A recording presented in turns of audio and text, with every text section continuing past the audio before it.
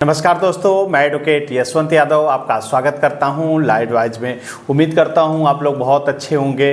लेकिन कुछ आप लोग लोन लिए हैं और लोन लेने के बाद 2026 आ गया है इस समय और रीपेमेंट नहीं कर पा रहे हैं, पैसे नहीं है, नहीं दे पा रहे हैं। तो मैंने कहने का मतलब आप लोग अच्छे होंगे, लेकिन लोन से लेने वाले लोग जो डिफ़ॉल्ट हो गए नहीं दे पा रहे हैं, रिकवरी एजेंट इतना मेंटली टॉर्चर कर देते हैं कि आप लोग अच्छे होने के साथ साथ भी नहीं अच्छे हो पा रहे हैं। क्योंकि बहुत सारी कॉल हमारे पास आ रही है, सर 2024 का लोन है, 2025 का लोन है, लोन नहीं दे पा रहे हैं, 2026 आ गया, अभी तक लोन की EMI नहीं पे कर पा रहे हैं, ECS बाउंस होते जा रहा है, क्या करें। तो मेरे कहने का मतलब आप लोग अच्छे हैं, मतलब आप लोग अपने राइट्स को जानिए, अपने अधिकार को जानिए, क्या प्रोसेस है, क्या तरीका है, क्या करना चाहिए, क्या नहीं करना चाहिए, इसको जानिए। लोन लेना आसान है, लोन तो लेना आसान है क्योंकि आपके सिबिल को देखा, आपके आधार कार्ड को देखा, पैन कार्ड को देखा, उनको मैच हुआ, सब कुछ ठीक है, वो आसानी से ऑनलाइन लोन मिल जा रहा है, बहुत आसानी से मिल जा रहा है। 20%, 25%, 30-30%, 40-40% ब्याज पर,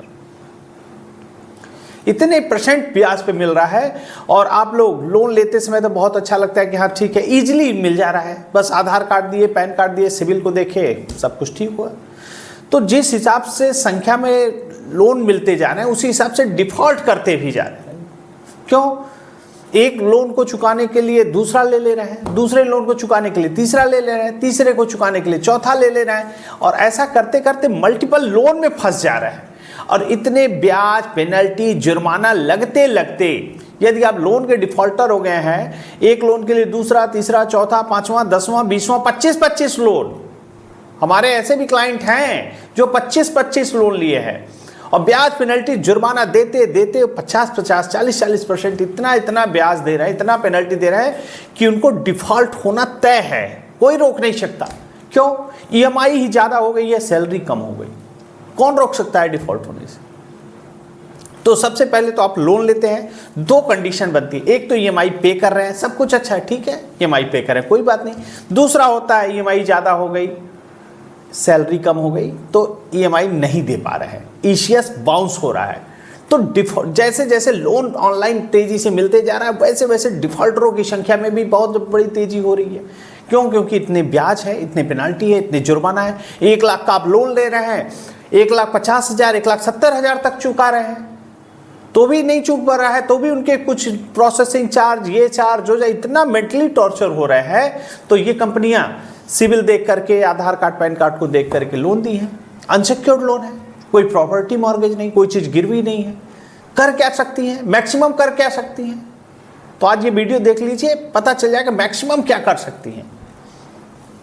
पहला काम, मेंटली टॉर्चर करने के लिए, यदि आप, मैं एक चीज़ आपको बता दूं, यदि आपने लोन लिया है, डिफ़ॉल्ट करके नहीं दे पा रहे हैं, किसी भी कारण, कोई भी विषम परिस्थिति आपकी ऐसी आ गई कि आप लोन की EMI नहीं दे पा रहे हैं, सबसे पहले काम आपको क्या करना है, कंपनी को अवगत कराना है, लीगल प्रायर नोटिस जरूर दे दीजिए। ये जरिए रजिस्टर्ड डाक दीजिएगा, एडवोकेट के माध्यम से दे दीजिएगा, खुद एडवोकेट बनने की कोशिश मत करिएगा, क्योंकि बहुत सारे लोग अपने से ही नोटिस टाइप करने लगते हैं, तो उसमें बहुत सारी ऐसी कमियां हैं कि जो बैंक को बताना भी नहीं था वो भी बता डाल रहे हैं, कहाँ से लोन है, कितना में मैं डिफ़ॉल्ट, बहुत सारी चीज़ें जो चीज़ नहीं थी। तो ऐसा कुछ नहीं, कोई भी काम करिए, जो जिस क्षेत्र का एक्सपर्ट हो उससे काम कराइए। आप मेरे माध्यम से या किसी और के माध्यम से आप कंपनी को एक मजबूत लीगल ड्रॉप, 8-10 पेज का ड्रॉफ्ट बना करके कंपनी को दे दीजिए, मजबूत ड्रॉप, लीगल प्रायर नोटिस दे दीजिए। उसके बाद कंपनियाँ कर क्या सकती हैं, अनसिक्योर्ड लोन है, मेंटली टॉर्चर करने के लिए आपको फ़ोन करेंगे, इतना फ़ोन करेंगे, एक फ़ोन आएगा, दूसरा वेटिंग पे जाएगा। आपको इनके फ़ोन करने का मतलब जानते हैं क्या होता है?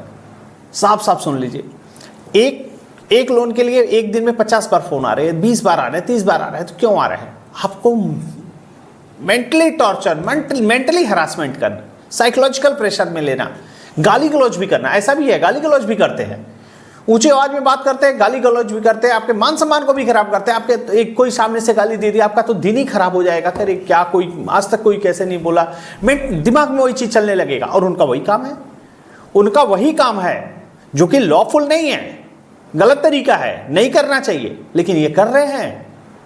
बहुत सारे लोगों, आप कमेंट करके बताइए कि आपके पास गाली गलौज वाली कॉल नहीं आ रही है। अगर आप मल्टीपल लोन के डिफॉल्टर हैं तो आपके पास भी गाली गलौज की कॉल आ रही होगी, ऊंचे आवाज में बात कर रहे हैं, गाली गलौज कर रहे हैं, डरा रहे हैं, धमका रहे हैं, ये हो जाएगा, ऐसे हो जाएगा, मान सम्मान खराब कर देंगे, आपके घर पे एजेंट भेजेंगे, ऊंची आवाज में बात करेंगे। तो ऐसा करते हैं तो उनको उनकी भाषा में ही जवाब देना है। कोई भी आता है, अगर आप हमारे क्लाइंट हैं तो डरिए नहीं। क्यों? क्योंकि हमारे क्लाइंट है तो आपको अपना राइट्स मालूम है, आपका अधिकार मालूम है। लोन लेना, डिफॉल्ट कर जाना, नहीं दे पाने में कोई जेल नहीं होता, जेल का कोई प्रावधान नहीं है। वो फोन पे करें, आपको जेल हो जाएगी, मैं थाने पे FIR दर्ज करा रहा हूं, ऐसी ऐसी बातें हो रही है। एक पुलिस का बन के बात करेंगे कि आपको एक एडवोकेट का नंबर है, ये फाइल नंबर है, आप इनसे बात करिए, अभी 2 घंटे में आपके यहाँ पुलिस टीम भेज रहे हैं। बहुत सारी ऐसी अवैध, जो कि वैध ही नहीं है, वो बातें बताते हैं, जो लीगल हैं ही नहीं, इलीगल काम कर रहे हैं, गलत तरीके से डरा रहे हैं, धमका रहे हैं, एडवोकेट बन के बात कर रहे हैं, फर्जी पुलिस बन के बात कर रहे हैं। तो लोन की EMI डिफॉल्ट होने में किसी थाने में, किसी चौकी में FIR दर्ज नहीं होगी। आज हमारे क्लाइंट का एक फोन आया, सर रिकवरी एजेंट कर रहा है, आपके नाम पे था, ये थाने पे FIR दर्ज कराने जा रहा है। मैंने कहा ठीक है, क्यों? तो कह रहे हैं सर मैं लोन की EMI नहीं दिया हूं, इसलिए कह रहे हैं आप EMI नहीं दे रहे हैं, इसलिए आपका थाने पे FIR कर। मैंने कहा आप जाइए था, उनसे कह दीजिए कि लोन की EMI न देने पे थाने पे FIR कर रहे हैं तो कर दीजिए, पूछ क्यों रहे हैं? FIR की कॉपी भी भेज दीजिए, मैं भी देख लूं कि लोन की EMI। मैंने कहा मैं आज तक तो लोन की EMI डिफॉल्ट होने पे FIR नहीं होती है, मैं बताता हूं, लेकिन आपके पहली हो रही है तो ठीक है, करने दो, आप भी देख लो। तो पता चला वो तो बस कह रहे थे, वो कह रहे 2 घंटे में FIR हो गई। शाम को फोन किया, सर अभी तक तो FIR की कॉपी भी नहीं है ना FIR। मैंने कहा होगा भी नहीं। ये इतना डरा देते हैं, इतना धमका देते हैं कि आदमी मेंटली हरासमेंट के कारण मन में गलत विचार आने लगते हैं। ऐसे ऐसे विचार आते हैं कि आदमी आत्महत्या तक सोच लेता है। आत्महत्या तक सोच लेता है क्या? बहुत सारे लोगों ने आत्महत्या कर ली इन केवल फर्जी रिकवरी एजेंटों के डर से। आपने लोन लिया, डिफॉल्ट कर गया, नहीं दे पा रहे हैं, सेटलमेंट करके सेटलमेंट एक दिन में तो होगा नहीं, एक दिन जरूर हो जाएगा। क्यों डर रहे हैं? कंपनी को लीगल प्रायर नोटिस देके इन्फॉर्म कर दीजिए। कंपनियां क्या कर सकती हैं? Phone call, number not in phone book on कर ले, कोई कॉल मत उठाई, कोई जरूरत नहीं आपको फोन कॉल उठाने की, कोई जरूरत नहीं फोन कॉल उठाने की। एक दिन में 50 कॉल कर रहे हैं तो आप 50 कॉल उठाएंगे? मत उठाइए, आपका फोन आपकी मर्जी। अच्छा, ऐसे ऐसे केसेस हमारे पास आए। हमारे क्लाइंट ने कहा सर मैं तो कह रहे थे कि सर आप मेरा फोन का जवाब नहीं दे रहे, आपके ऊपर FIR होगी। अरे भाई, मेरा फोन मेरी मर्जी, मेरा फोन मेरी मर्जी, मैं चाहूं तो उठाऊं, मैं चाहूं तो ना उठाऊं। संविधान में ऐसा कोई नियम नहीं है कि आप फोन नहीं उठा रहे हैं तो आपके ऊपर FIR होगा। ऐसा कुछ है क्या? आपका मन, नंबर ही बदल देंगे। अभी तक तो संविधान में ऐसा नहीं नियम है कि आप एक ही नंबर ले सकते हैं, वही नंबर लिखना है, नंबर बदल देंगे। दूसरे जियो है, एयरटेल कुछ भी ले सकते हैं। आप स्वतंत्र हैं, स्वतंत्र देश के स्वतंत्र नागरिक है, आपकी मर्जी, आप फोन उठाएं या ना उठाएं। फोन के न उठाने पे FIR नहीं होती कि फोन नहीं उठा रहे हैं FIR होगी।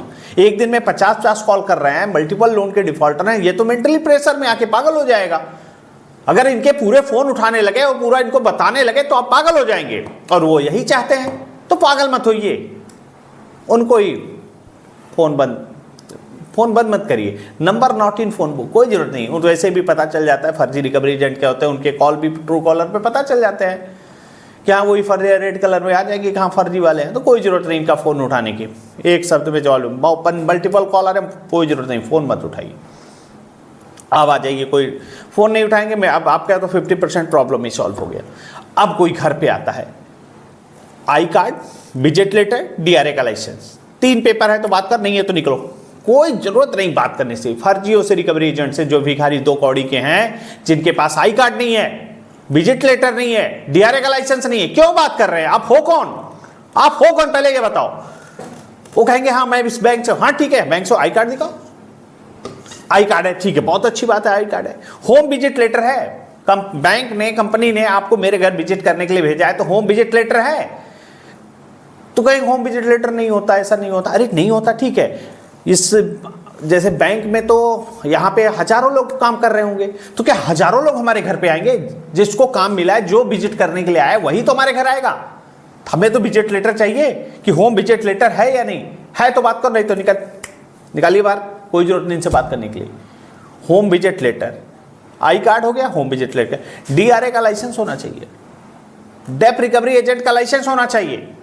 ऐसे नहीं है कोई भी आके आपके यहाँ रिकवरी करने लगा है, उसकी पढ़ाई होती है, सर्टिफिकेट मिलता है RBI की तरफ से कि आप डीआरए का लाइसेंस होना चाहिए, आप एजेंट हैं, आपको एजेंट की क्या प्रोसेस है, क्या तरीका है, कैसे करना है एजेंटी, वो सब पूरी प्रक्रिया होती है। वो जो उनके पास डीआरए का लाइसेंस है वो ऐसी गलतियां करेंगे नहीं, वो तो तमीज से बात करेंगे। लेकिन ये लोग 90% तो फर्जी घूम रहे हैं, इनके पास डीआरए का मतलब ही नहीं है, डीआरए का फुल फॉर्म तक नहीं मालूम है। यहाँ तो कैसे भी रिकवरी एजेंट मिल जाएंगे, आरबीआई की गाइडलाइन को बारे में, आरबीआई की क्या फुल फॉर्म नहीं जानते, RBI guideline, high school inter होते हैं, इनके पास तो बहुत ज़्यादा अकल भी नहीं होती है, अकल से भी कमज़ोर होते हैं ना, इनके पास दिमाग तो होता नहीं है। क्योंकि दिमाग जिसके पास होगा वो डीआरए का लाइसेंस होगा, जेन्युइन तरीका होगा, क्या नियम है, क्या कानून है, क्या चीज़ है। ये तो बस अपने कमीशन के लिए पैसे, कमीशन बेस पे है। इन बहुत सारे रिकवरी एजेंट के पास आई कार्ड तक नहीं है, आई कार्ड तक नहीं है। तो आई कार्ड नहीं है, डीआरए लाइसेंस नहीं है, होम विजिट लेटर नहीं, कोई जरूरत नहीं इनसे बात करने के लिए। अब आ जाएंगे नोटिस पे। नोटिस आएगी कंपनी को, पहले तो आपने लीगल प्रायर नोटिस दे दिया एडवोकेट के माध्यम से, आप जरूर दे दीजिए। पहली नोटिस आपकी तरफ से जानी चाहिए। लोन लिए हैं, डिफॉल्ट कर गए, नहीं दे पा रहे हैं, सबसे पहला काम आपको लीगल प्रायर नोटिस दे देना है। उसके बाद कंपनी आपको रिकॉल नोटिस देगी, डिमांड नोटिस देगी, आर्बिट्रेशन की कई नोटिसें आ सकती है, सेक्शन 62 की आएगी, सेक्शन 21 की आएगी, सेक्शन 25 की आएगी, और आर्बिट्रेशन का अवार्ड के लिए आएगी, या फिर सोल आर्बिट्रेटर के लिए आएगी, अपॉइंटमेंट करने के लिए आएगी, अंतरिम ऑर्डर आएगी, फाइनल ऑर्डर आएगी, अवार्ड आएगा, बहुत सारी नोटिस आएंगी। तो जो नोटिस आए, नोटिस का आपको रिप्लाई जरूर कर, देखिए पैसे नहीं है, नहीं दे पा रहे हैं अलग मैटर है, नोटिस का रिप्लाई जरूर करिए। नोटिस का रिप्लाई करेंगे, आपके पास एक प्रमाण होगा कि हाँ मैंने कंपनी अपनी फाइल मेंटेन कर रही है, फाइल मोटी कर रही है, recall notice, demand notice, arbitration notice, notice पे नोटिस, नोटिसों की बौछार। तो आप भी नोटिसों का जवाब ही तो देना है, नोटिस का जवाब ही देना है, नोटिस का जवाब जरूर दीजिए।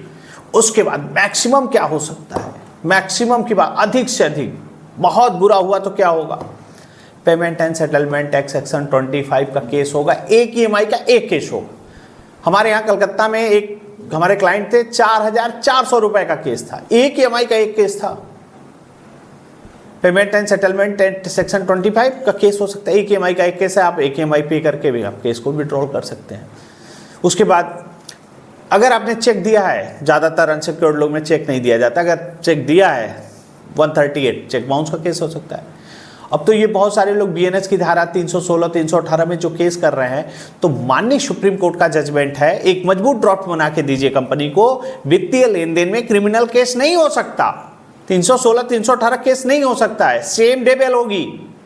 और बहुत ज़्यादा डरे घबराए नहीं, अपने राइट्स को जाने, अपने अधिकार को जाने, और कोई दिक्कत हो, समस्या हो, परेशानी हो, और मन में अगर गलत विचार आ रहा है, अगर आपके मन में भी गलत विचार आ रहा है, आप डर रहे हैं, तो हमारा नंबर है, एक बार हमसे संपर्क करेंगे, हमारी टीम आपको हमसे संपर्क करा देगी। उसके बाद आपके मन के अंदर का डर समाप्त हो जाएगा। वैसे आप वीडियो देख रहे हैं, डाउट तो क्लियर हो गया है आपका, क्या करना है क्या नहीं करना है, और उसके बाद भी डर लग रहा है, तो हमारा नंबर एक बार कांटेक्ट कर लीजिए, बात कर लीजिए, आपके मन के अंदर का डर समाप्त कर देंगे। और कोई दिक्कत, समस्या, परेशानी हो तो हमारा नंबर है। अगर कोई नोटिस आए, रिकॉल, डिमांड, आर्बिट्रेशन, तो नोटिस का रिप्लाई जरूर करें। मैं अपनी बातों को यहीं समाप्त करता हूं। जय हिंद, जय भारत, नमस्कार।